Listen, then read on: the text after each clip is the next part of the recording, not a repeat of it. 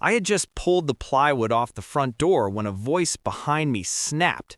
"Excuse me, what do you think you're doing?"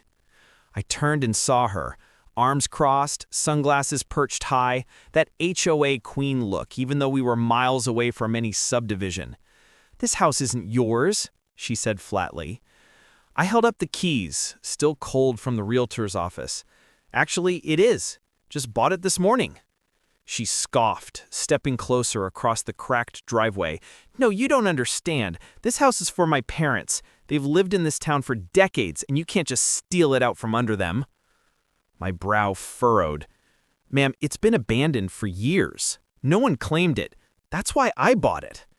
She leaned in, voice sharp as a knife.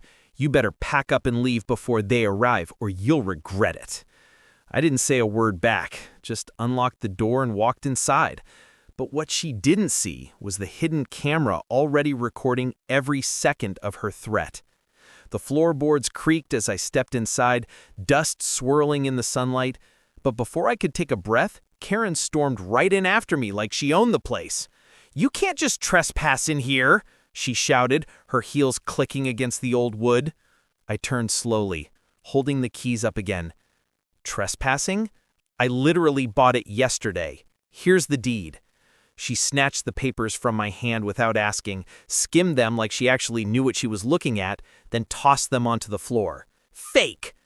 My parents told me for years this house would be theirs. They were promised." I clenched my jaw but stayed calm. Promised by who? The bank? The state? Because this house was rotting for a decade until I signed. Her lips curled into a smirk. "Doesn't matter. Everyone in this town knows my family runs things. If you don't hand over those keys, I'll make sure the sheriff drags you out tonight." She stepped closer, voice dropping. "And trust me, I can make it happen."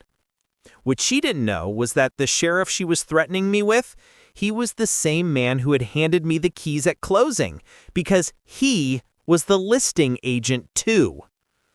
Karen froze when I didn't flinch. She was expecting fear, maybe panic, but I just bent down, picked my deed back off the floor, and slid it neatly into the folder. "You really don't get it, do you?" I said quietly. Her eyes narrowed. "What I get is you're a squatter with forged papers. My parents will be here tonight, and when they show up, you're out." Her tone made the neighbors who had gathered at the fence whisper nervously.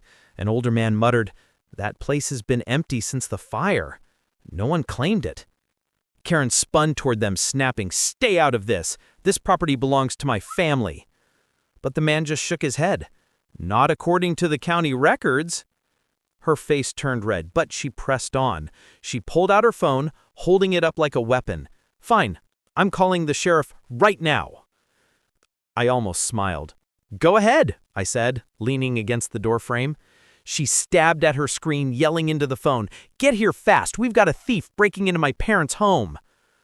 What she didn't realize was that the call she was making was going straight to the same sheriff who had just notarized my purchase documents, and he wasn't about to play her game.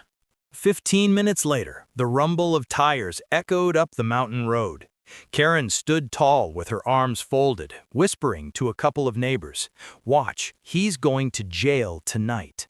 My service dog shifted at my side as the sheriff's SUV rolled into the cracked driveway. When he stepped out, Karen bolted toward him, pointing at me like she had caught a criminal red-handed. "That man broke into my parents' house. Arrest him before he destroys anything."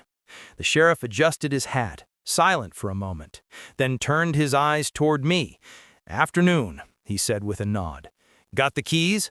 I pulled them out and held them high. He grinned. "Good. Looks like everything's in order." Karen blinked, stunned, then shouted, "What are you talking about? He doesn't own this place." The sheriff walked right past her, clapped me on the shoulder, and said, "Congratulations again on the purchase. I told you it'd clean up nice once you got started." The color drained from Karen's face. "Purchase? No, he forged it. My parents were supposed to have this house." The sheriff sighed and pulled the deed copy from his folder. "Ma'am, the county signed this over 2 days ago. It's his now. You've got no claim here." But instead of backing down, Karen's eyes narrowed with a dangerous spark. "If the law won't protect what's ours," she hissed, "then maybe the town will." Karen spun on her heel and stormed back toward the fence line, where more neighbors had gathered. She threw her arms wide and shouted, "You all know this house belongs to my family. Are you really gonna let some outsider steal it out from under us?" A few people exchanged uneasy looks, but no one spoke. My dog shifted closer, sensing my tension, as I watched her try to stir a mod. The sheriff folded his arms. "Careful, Karen. That sounds a lot like incitement." But she ignored him, pointing back at me. "He's not from here. He doesn't belong in this town. He doesn't belong on this mountain. My parents built this community. You should stand with me." Finally, the old man at the fence spoke up again. "Your parents left this town years ago, Karen. They never owned that place. Everyone knows it." Murmurs rippled through the crowd, phones lifted higher as people started recording. Karen's face twisted, but she doubled down. "Fine, if you all won't help me, I'll bring proof myself. Don't get too comfortable in that house, because when I come back, you'll wish you never set foot here." She stormed off down the road, her heels echoing against the cracked pavement, but I caught the look the sheriff gave me. It wasn't relief, it was a warning. "She's not done," he said quietly, "and trust me, she's about to make this personal." The next morning, I was hauling rotten boards out of the kitchen when a car horn blared outside. My dog barked once, sharp, and I stepped to the porch just in time to see Karen pulling up with an older couple in the back seat. She jumped out, waving her arms like she had finally won. "See? My parents! They're here to claim what's theirs." The old couple looked tired, confused even, as Karen dragged them toward the porch. "Tell him! Tell everyone this house belongs to you!" The old man shook his head slowly. "Karen, we never owned this place. You know that." Her face went pale, but she forced a smile, gripping his arm tighter. "Don't say that. You told me when I was a kid this was going to be ours." The sheriff's SUV pulled up again, almost like he expected this. He stepped out and crossed his arms. "Karen, dragging your parents into this, really?" She whirled on him, tears welling up now. "They deserve this house. They worked their whole lives for it, and this thief just waltzes in and takes it?" Her mother's voice cracked. "Honey, stop. This isn't right." For a second, Karen looked like a cornered animal, eyes darting, voice trembling.